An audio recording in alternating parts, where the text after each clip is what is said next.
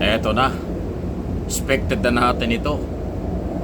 At palagay ko baka tumagal din.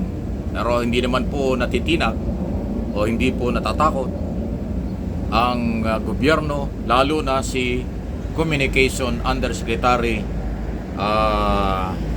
Claire Castro.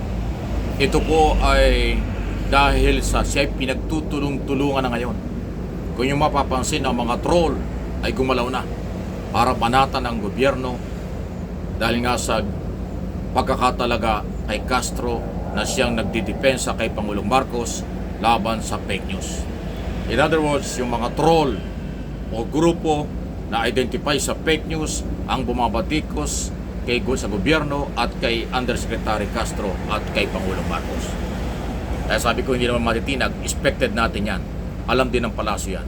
Pero hindi po susuko at hindi po magbabago ang posisyon ng Pangulong Marcos na labanan ang fake news at mga troll. Kasi po, kahapon or 2 days ago, pinipersonal na ng mga kritiko, ng mga vlogger at troll ng administrasyon si Undersecretary Castro bilang Palace Press Officer at Undersecretary ng Presidential Communication Office. Okay? Yung kanyang mga lumang video, yung kanyang mga nakaraan, hinuhukay na ngayon. Anong layunin nun? Para siraan ang pagkatao nitong opisyal. Para wasakin ang pagkatao ni Castro. Pero hindi po yan paniniwalaan ng marami. Lahat naman ay kung ano ang nakaraan. Huhukayin yan kapag o hinuhukay ng mga kritiko kapag yun lang ang kanilang ganti. Ibig sabihin, sa akin pong opinion at analysis, walang pangontra ang mga troll at mga anti-Marcos sa gobyerno ngayon dahil nandiyan ang matapang, matalino at handang harapin ang kahit sino. Undersecretary Castro. Walang pangontra kaya kanilang pinipersonal. Kasi ako naniniwala from day one. Pag personal ang issue, yan po ay dala ng pagkapikon o walang argumento o wala silang pangontra kung hindi mamersonal. At alam natin, yung grupong yan naman talagang ginagawa. Iba si dating Pangulong Marcos, dating Pangulong Duterte, at mga kaalyado nila. Sa kanila nang gagaling ang pamimersonal. Yung batikos ng personal sa Pangulo, pagbibintang ng personal, paninirang personal, na ang layunin ay pagbagsakin, galitin ng taong bayan para maagaw nila ang kapangyarihan. Yun, sila naman yun eh. Kaya yung mga troll at mga buzzer at mga vlogger na identify sa kanila, sila yung naninira ng personal kay Communication Undersecretary Castro. Okay? At dahil dyan, sabi ko nga, expected yan, pero hindi po bibigay ang lady official na ayaw aminin na siya spokesperson ng Malacanang, pero siya ang tagapagtanggol, siya ang tagapagbigay ng reaksyon at taga-kontra sa mga pahayag ng mga kritiko. Parang spokesperson na rin, pero hindi na kasi walang spokesperson ngayon. Suportahan po natin ang ginagawang ito ng Malacanang. Kasi ito ay para sa majority ng Pilipino, para sa mga mamamayang Pilipino. Hindi ito, wala itong personalan. Pinangangalagaan lang ng gobyerno ang saligang batas, pinangangalagaan lang ang opisyal at responsibilidad ng Pangulo, responsibilidad bilang Pangulo hanggang 2028. Wala namang ambisyon ng Pangulong manatili dyan sa pwesto. Haka-haka at paninira lang naman ang sinabi ni Duterte na magiging dictatorship at hindi nabababa sa gobyerno. Kalokohan po yan. Pero ang taong bayan po ay mas matalino. Kayo yon, mga subscriber, followers, viewers ng aking channel. Itong channel na ito, MA Pinoy TV, at yung sa channel natin, Mike Abi Opinion. Kapit lang, suportahan natin ang ginagawa ng gobyerno na makakatulong sa ating lahat. Alam nyo ngayon, may bago na naman fake news silang ginagawa at paninisi. Nabalitaan ba nyo na mayroong nag-collapse, mayroong bimigay na tulay sa may parte ng Isabela? Ayan po ay project pa noong nakaraang gobyerno. Aba, sinisisi nila ang gobyernong ito ngayon.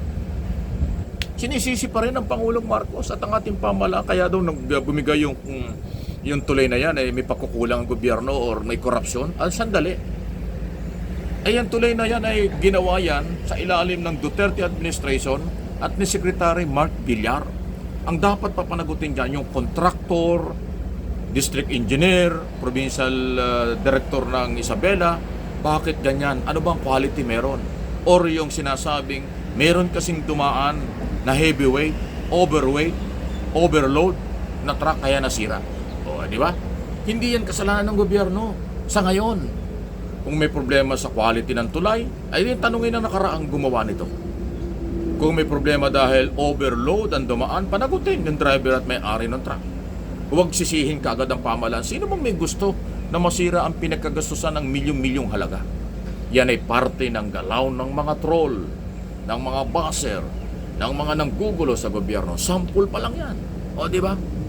Kaya lalo silang nag-iingay. Kaya dapat nating suportahan ang gawaing matino, paninindigan para sa demokrasyang naaayon sa batas at kapangyarihan ng Estado, ng gobyernong naghahawak sa kasalukuyan dahil may mandate siya mula sa mamamayang Pilipino mula nang siya ihalal ang ating Pangulong Marcos noong 2022. Yung mga elected official na naninira sa ating pamahalaan, ang sinisira nila hindi lang ang gobyerno, hindi lang ang Pangulo, ang mamamayang Pilipino.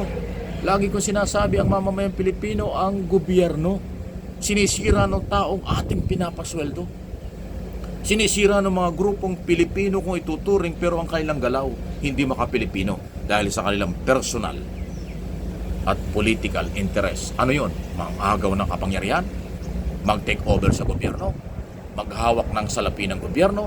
O baka gusto nilang ituloy ang kanilang maliligayang araw dahil base doon sa record na lumabas na sa international news. Naging pinaka-corrupt na naging pangulo daw ng ating bansa sa buong mundo noong 2017 ay si Duterte.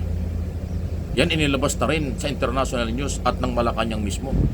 Kung yung mga gunit tayo sa isang video ko, tinalakaya dahil sinabi na ho ni Communication Undersecretary Castro na base sa record, mas corrupt yung nakaraan.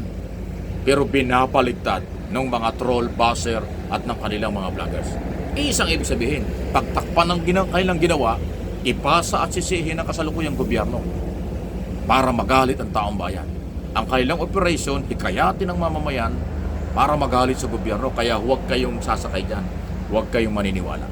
Ang aking pakiusap, manatili po kayong manood, makinig, mag-subscribe, mag-follow sa aking mga channel. Hindi ako spokesman ng gobyerno. Ginagawa ko ito dahil ako may sariling paninindigan. May sarili akong paniniwala na ang mahalaga ay ang demokrasyang naaayon sa batas. Hindi yung demokrasyang gusto nila na mang-agaw ng kapangyarihan. Walang kakwenta-kwentang prinsipyo. Okay? Magmalasakit tayo lahat sa ating gobyerno at kinabukasan ng ating kabataan at ng ating mga anak. Diba? Iwasan ang personalan. Pero ginagawa nila, hindi tayo titigil. Ipagtanggol kung anong tama, ipagtanggol ang maraming mamamayan at yung ating mga batas na umiiral. Huwag magpaninlang, magpakatalino para umunlad at maging maginhawa ang bawat isang Pilipino. Muli, pasensya na po kayo kung iba yung ating background ngayon, kung medyo against the light or medyo malabo. Pero para ko sa akin, okay lang na medyo malabo. Ang mahalaga yung quality, yung topic, may quality. Yung topic ang mahalaga. Narinig nyo ako, nakita nyo ako, kahit medyo malabo, ang mahalaga yung aking sinasabi rito. Sana magkaroon kayo ng gabay sa kung anong tama at maganda para sa lahat. Please like and share ang video.